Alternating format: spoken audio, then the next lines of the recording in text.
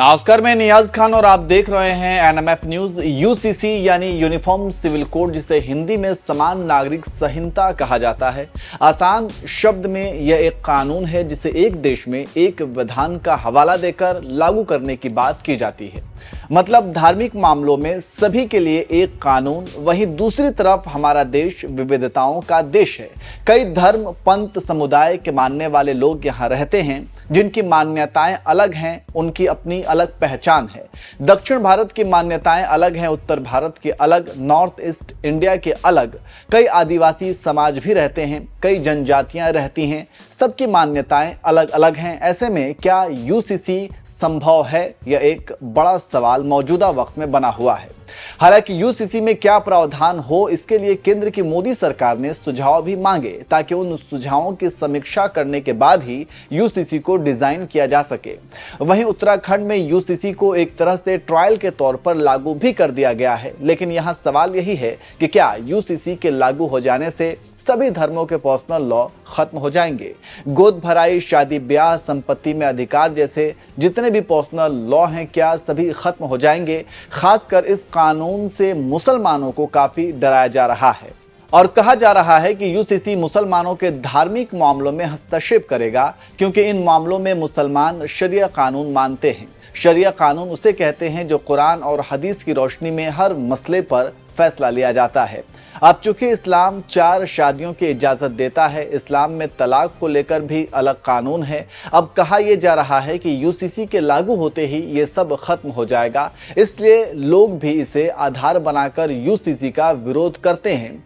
ऐसे लोगों को गृह मंत्री अमित शाह ने करारा जवाब दिया है और कह दिया है कि जो लोग 4 शादी और तलाक के लिए शरिया मानने का हवाला देते हैं, उन्हें अपराध की सजा के लिए भी शरिया की बात करनी चाहिए।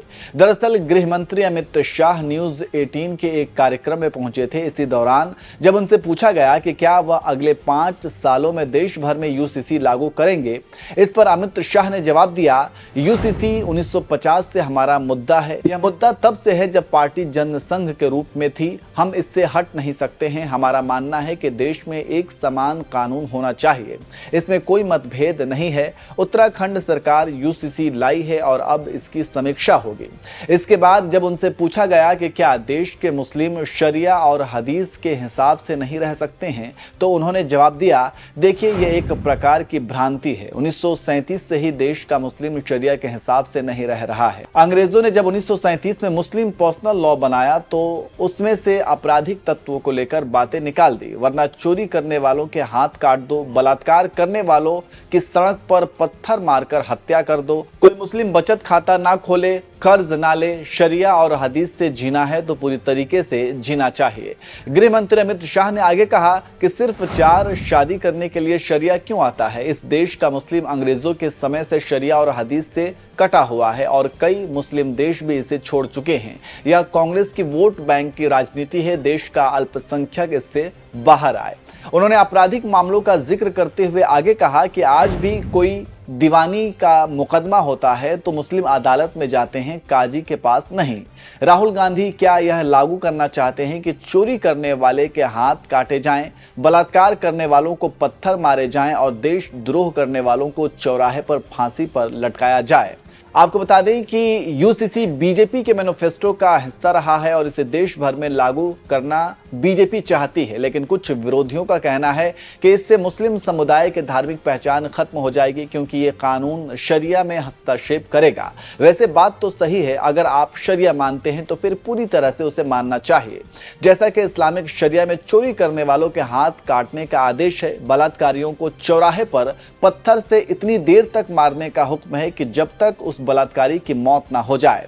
आप बैंक से लोन नहीं ले सकते हैं, सूद नहीं ले सकते हैं, ना ही दे सकते हैं। अगर आप देशद्रोही होंगे तो शरिया के मुताबिक आपको चौराहे पर फांसी दे दी जाएगी। इस्लामिक शरिया के मुताबिक बेटियों को भी बाप की संपत्ति में हिस्सा दिया जाने का प्रावधान है।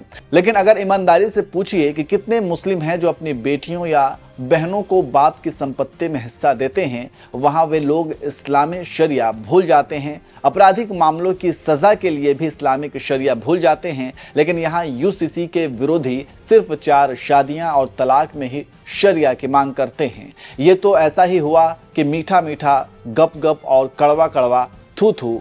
जो लोग इस्लामी शरिया की मांग करते हैं उन्हें पूरी तरह से शरिया मानना चाहिए, ना कि सिर्फ अपने फायदे के हिसाब से। वैसे यूसीसी को लेकर आप क्या सोचते हैं, कमेंट करके जरूर बताएं।